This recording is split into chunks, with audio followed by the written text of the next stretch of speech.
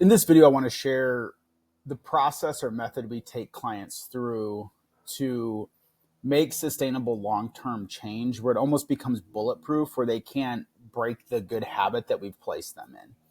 My name is Bo Murley. I'm the CEO of Bo Murley Fitness, and we run one of the most respected and successful online female fitness coaching programs within the entire industry. And for the last 8+ years in our coaching program, we've helped over 3,000 busy, professional, career-driven women look better, feel better, and live their best life in our coaching program. And I want to take you through this step by step and use an example to give you something to think about how it might look to work with us, or when you just, if you believe like you're coaching yourself in some sense, that might help you with in regards to your own fitness journey as well. So the 4 stages that we take a client through is unconscious bad behavior.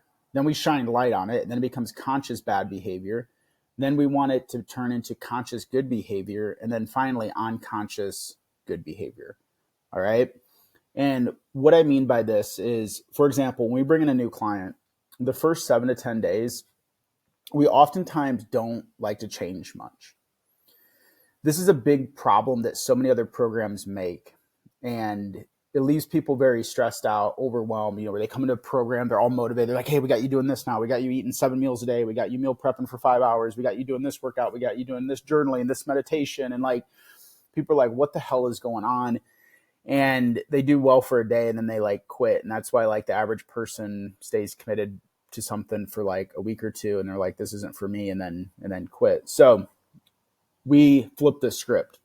We bring in a new client.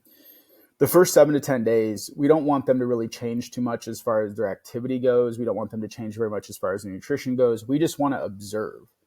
We want to observe first to understand where we can get some easy wins, and then shine light on those to bring awareness for that specific client on what they need to focus on. Like, for example, a lot of times women that come into our program and we're coaching them, one thing that we noticed, I would say it's roughly probably 70, 80% of the time, probably even higher, is they're not getting enough protein in. Protein is obviously important to not only build and maintain muscle and strength, because women we work with, they want to be 80, 90 years old and hiking and kayaking and playing pickleball. They don't want to be this frail and fragile woman in her 50s and 60s and she can't even carry her own groceries in, right? Number one. But 2, protein is going to help keep you full and keep your hunger at bay, eliminate some of the cravings and the snacking that get so many people in trouble. So we bring in a client in and we look at their first week and kind of what they do when they're left their own devices nutrition-wise. We commonly find that their protein consumption is pretty low. All right. We might have a woman who's 150 pounds, she's 5'6", and maybe she's getting in, 60, 70 grams on average when she should probably be at 120, 130, about 0.7, 0.8 per pound. So the first thing is, and then on our 10-day coaching call with them, we'll go over this. We'll be like, hey, we need to increase your protein intake. Right now you're getting about 60, 70 grams in. We almost need to double that. So boom, first off, now she understands that her not getting enough protein in is unconscious bad behavior. I know that like bad is a dark way to use, but for lack of a better term, we call that unconscious bad behavior. And then on that call, we'll give her some, strategies. Maybe it's to front load her protein, maybe have a shake, additional shake for breakfast, maybe to, add a couple eggs, make sure she's consuming protein with every meal, whatever the case may be. But she went from unconscious bad behavior to conscious. Now she's understanding that this is consciously bad. She understands that she's under consuming protein intake, right? Now, like I said, we implement strategies over the next week or two where we come in and we're like, okay, here's some easy, quick ways without you changing very much that we can increase your protein from 60 to 120 grams. Let's add in post-workout shake, 40 grams, 2 scoops, 40, 50 grams of protein right there. We just implement that. That's going to add an additional 40 to 50 grams of protein. So we already took you from 60 to about 100, 110. All right. And then we look at a couple of her snacks that she has throughout the day. So we come in and say, okay, whenever you eat something, we want you to consciously be aware of like, you never eat something and not have a little bit of protein with it. So if you want like an apple at 2 or 3 o'clock in the afternoon, fine.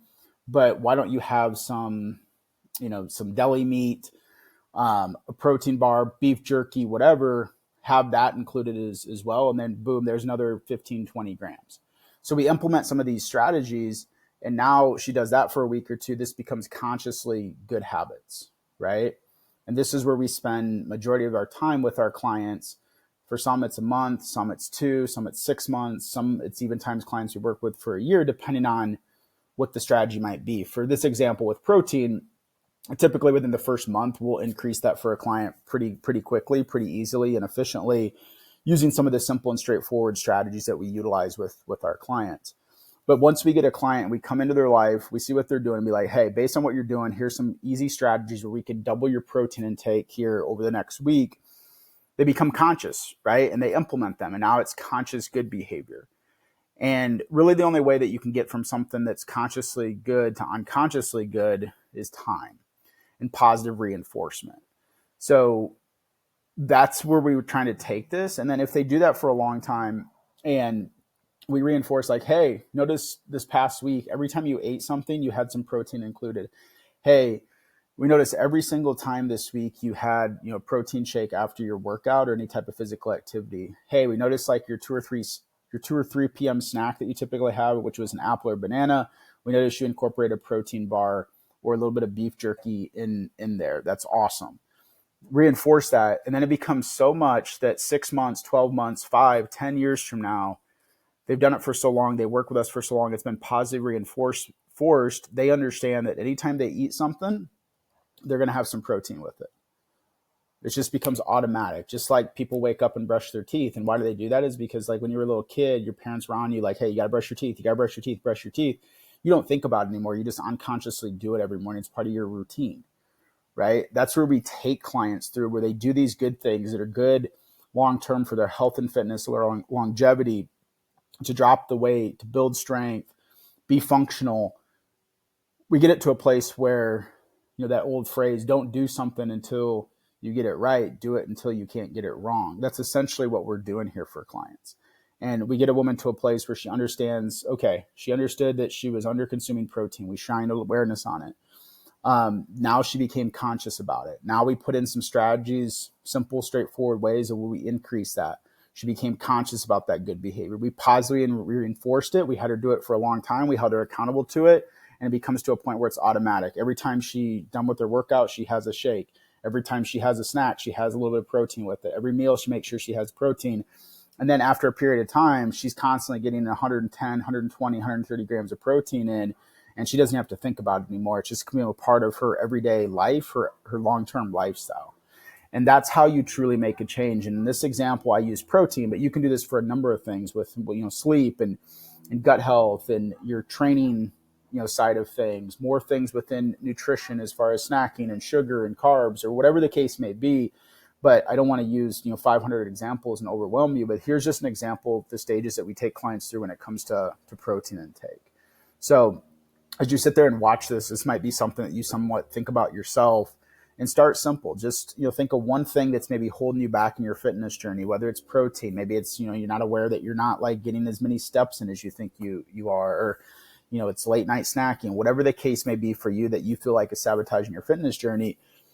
Become aware of that first and foremost. You can't fix a problem if you don't see it. And many women come to us, and why they work with a professional among many reasons is they have no idea what their problem is. They come to us and be like, I feel like I'm doing everything right, but I can't drop this 50 pounds. I've been trying for years upon years upon years to lose this weight. And just immediately with a conversation with us or in that first week of their program, we can shine light on what this problem is. And you can't fix a problem if you don't see it. So part of our job sometimes is just actually understanding and be able to witness what the problem is, which are actually holding this individual back. So whatever that might be for you, think about it, become aware of it, how you can fix this. Think of some simple, easy ways where you can, consciously put in good behavior. And then if you do it long enough, at some point it will become automatic where you don't even have to think about it anymore. And then obviously if you feel like, hey, I'm this person that doesn't know what I'm supposed to be doing, or I feel like I'm doing everything in my power, but I'm not having any success, I'm not getting the results. And obviously, you can reach out to us and see if our program and coaching might be a fit. So hopefully that was helpful. We'll see you on the next one. Peace.